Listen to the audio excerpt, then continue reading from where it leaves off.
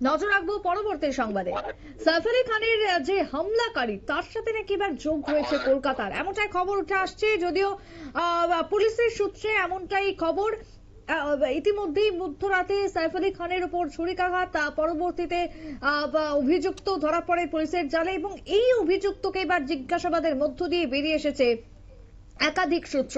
যদিও পুলিশ এবার দাবি করছে যে কলকাতার নাকি যোগসূত্র রয়েছে অভিযুক্ত শরীফুলের। কি রয়েছে বিস্তারিত, তাহলে কারা রয়েছে এর পেছনে? টেলিফোন লাইনে রয়েছেন প্রতিনিধি সুমন্ত ব্যানার্জি। সুমন্ত, এই যে সাইফ আলী খানের উপর যে হামলা হলো, সেই হামলার একেবারে সুতোটা কত দূর পর্যন্ত বিস্তৃত রয়েছে বলে মনে হয় এই মুহূর্তে দাঁড়িয়ে? কারা রয়েছে? কতদিন ধরে এই প্ল্যান করা হয়েছিল সাইফ আলী খানের বাড়িতে ঢুকে তাকে মাঝরাতে আক্রমণ করা? এই যে পুরো ব্যাপারটা, এখনো পর্যন্ত পুলিশি তদন্তে কি কি উঠে এসেছে? দেখো, বিষয়টা হচ্ছে যে বাংলাদেশ থেকে শিলিগুড়ি সীমান্ত পেরিয়ে এই শরীফুল ভারতে প্রবেশ করেছিলেন এবং সেখান থেকে কলকাতায় এসে ভুয়ো নাম পরিচয়পত্র দিয়ে মোবাইলের সিম তুলেছিলেন এই শরীফুল ইসলাম শাহজাদ।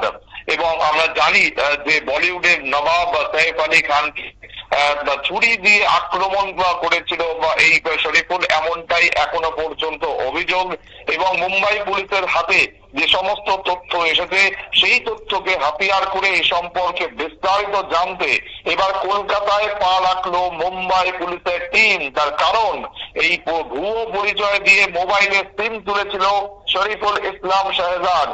দেখো, রবিবার দুপুরে 2 সদস্যের তদন্তকারী দল কলকাতায় পৌঁছেছে এবং কলকাতা পুলিশের সঙ্গে সমন্বয় রেখে তারা তদন্ত চালাবে বলেই খবর। ইতিমধ্যেই মুম্বাই পুলিশ একটি পোস্টের মাধ্যমে জানিয়েছে যে যাকে অ্যারেস্ট করা হয়েছে সেই শরীফুল, তার থেকে যে সিম কার্ডটি পাওয়া গেছে সেটি পশ্চিমবঙ্গের একজন ব্যক্তির আধার কার্ড দেখিয়ে তোলা হয়েছিল। অর্থাৎ শরীফুল হয়তো তাকে চিনতেও পারেন, নাও চিনতে পারেন। গোটা বিষয়টি তদন্ত করতেই মুম্বাই থেকে কলকাতায় এসেছে কলকাতা পুলিশের মাফ করবে মুম্বাই থেকে কলকাতা এসেছে মুম্বাই পুলিশের 2 সদস্যের এক প্রতিনিধি দল। গত 15ই জানুয়ারি গভীর রাতে বান্দ্রায় নিজের বাড়িতে আততায়ীর হাতে জখম হন বলি অভিনেতা এবং তারপরেই যেটা দেখা গেছিল তাকে হাসপাতালে ভর্তি করা হয়েছিল এবং চুরির একাংশ তার মেরুদণ্ডের নিচে ঢুকে যায় বলে জানা গেছিল। অপারেশনের মাধ্যমে দেহ থেকে চুরির ওই অংশ বের করার পাশাপাশি মুখে হাতে চুরির আঘাত লাগে এবং সেই সমস্ত অংশে প্লাস্টিক সার্জারিও করা হয়েছিল। যদিও 6 দিন পর সাইফ আলী খান বাড়ি ফেরেন এবং সেই ঘটনার 48 ঘন্টার মধ্যে আততায়ীকে গ্রেফতার করেছিল মুম্বাই পুলিশ। দেখো, এখনো পর্যন্ত ওই ব্যক্তি সম্পর্কে যে সমস্ত তথ্য জানা গেছে তা হলো সে একজন বাংলাদেশি এবং ভারতে অনুপ্রবেশ করেছিল শিলিগুড়ি সীমান্ত দিয়ে। তারপর কলকাতায় এসে ভুয়ো নাম কুকুমণি জাহাঙ্গীর খান হিসেবে পরিচয় দিয়ে মোবাইলের সিম তুলেছিল। এই কুকুমণি জাহাঙ্গীর আসলে শিলিগুড়ির এক তরুণীর নাম বলে জানতে পেরেছেন তদন্তকারীরা।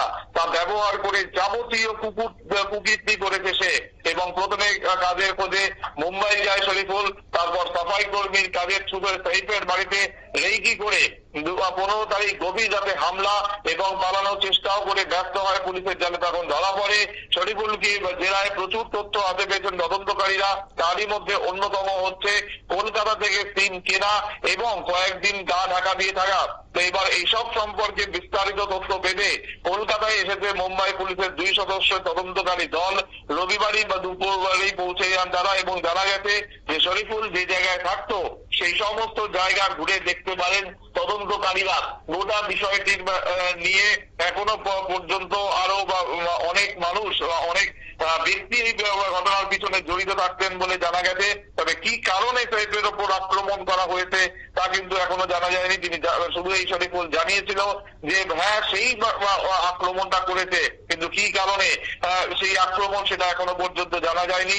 এবার কলকাতার বা পশ্চিমবঙ্গ থেকে এর কোনো আলাদা কোনো যোগসূত্র উঠে আসে কিনা সেটাই এখন দেখার।